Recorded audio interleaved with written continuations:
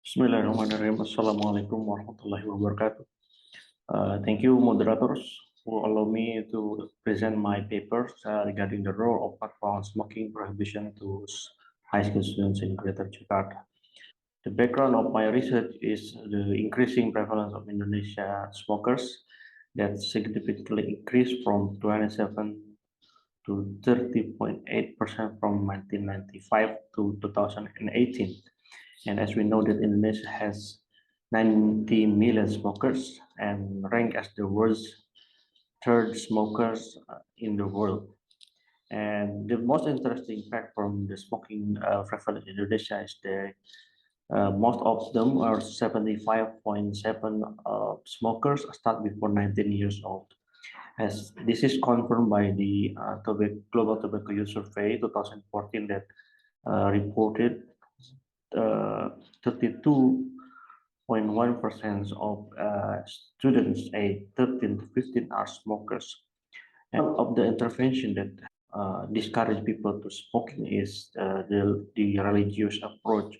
As we know, in Indonesia context, the Majelis Ulama in Indonesia has launched a ruling or a fatwa in 2019 that prohibits smoking for children, youth, and pregnant women. And in the following years, in 2010, Muhammadiyah also released a fatwa that declared smoking as haram and assigned all of its establishment as smoke-free area. As we know that religion is a source of normal norms about smoking behavior and can help people to quit smoking, enhance negative perception, and also increase the knowledge about the danger of smoking. The aim or the research question of this study is to assess the impact of fatwa on the smoking prohibition and smoking perception, knowledge, intention, and respond to the peer pressure of Muhammadiyah high school students in Greater Jakarta. The method that we use in this research is a cross-sectional study, and we recruit Muhammadiyah students in Greater Jakarta with the inclusion criteria 15 to 18 years old in grade 12 and 11. And we got for a final respondent 332. And the primary outcome is perceptions, intention, response to peer pressure, and knowledge to danger of smoking. And the primary exposure was the knowledge about fatwa smoking, whether they know that smoking is haram or makruh or they don't know at all. To consider the covariates, beside the demographic variable, to also consider the influence of the family smoking pattern, private smokers, and also exposure to anti-smoking and pro-industry marketing. We conduct the statistical analysis based on the individual variables.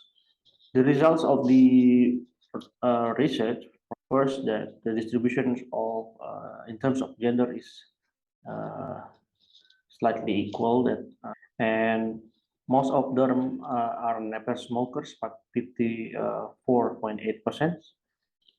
Those who smokes and average cigarette consumptions are 2 to 5 cigarettes per week, or less than 1 cigarette in a day. So basically, most of them are not heavy smoker, but more social smokers. About the fatwa, we can see from the data that most of students already knew the fatwa of smoking. 75.9% have already known the fatwa, but only 44.9%, so it's for almost 45% know that smoking is haram. It means that they know the fatwa of Muhammadiyah, but the rest, 31%, they only know the fatwa from other organization or from Majelis Ulama. In terms of the association between the knowledge of Islamic ruling or on smoking, or the knowledge of fatwa to the perceptions, is significantly associated with the perceptions, but not with the intentions, and also associate positively with the response to peer pressures and also with the knowledge. Knowing the fatwa of smoking can increase the better perceptions of students regarding the smoking, and also strengthen them to engage with the peer pressures, and also strengthen their knowledge about the danger of smoking. But however, the fatwa of smoking doesn't really impact or have an association with the intention to quit smoking, or to initiate smoking in the future. The impact of the whether knowledge about haram and makruh, we can see that can see from the analysis that, but there are big different perception between those who see makruh haram with the people who student who doesn't know that smoking is haram. See that there's a low awareness of the fatwa. It may related to the ineffective socialization and the existing of different fatwas among Muslim groups in Indonesia. As we know, there are some organizations that see smoking as haram, but the others still see smoking as only makruh. So there's a debate between those organizations. The second, uh, the fatwa could be a prohibitive, could provide a prohibitive effect by increasing negative perception towards smoking practice. Could be very beneficial for the novice smokers or the youth smoker.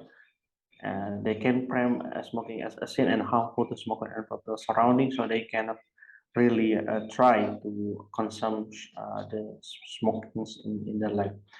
It is better to focus to socialize not only the fatwa but also the content or the reason behind why smoking is regarded as makruh or haram. So because the better understanding of the reason, the danger of smoking, and also negative perception of smoking can give more protection for the youth from being a regular smokers. Although there's no significant association between fatwa and intention, but in general, the response or pressure could be indirectly influenced by affecting the construct using the theory of planned behavior, the attitude, subjective, normal, and passive behavioral control. The fatwa could provide a good effect to discourage youth smokers by starting smoking. And we also find out that this is our conclusion. The study suggests that low order to the fatwa smoking prohibition among students Muhammadiyah fatwa. So we suggest give more information to the public regarding considered smoking as haram. Second, that fatwa in general has significant effect to the perception and knowledge, and indirect effect to fatwa to the intention and student ability to respond to pressure. And finally, that we can see that religious approach could play a strategic role to advance the smoking prevention in Indonesia. Although this is not the solely strategy, it should be combined with other strategies. This is my presentation. Thank you for your patience to hear my presentation, and thank you very much.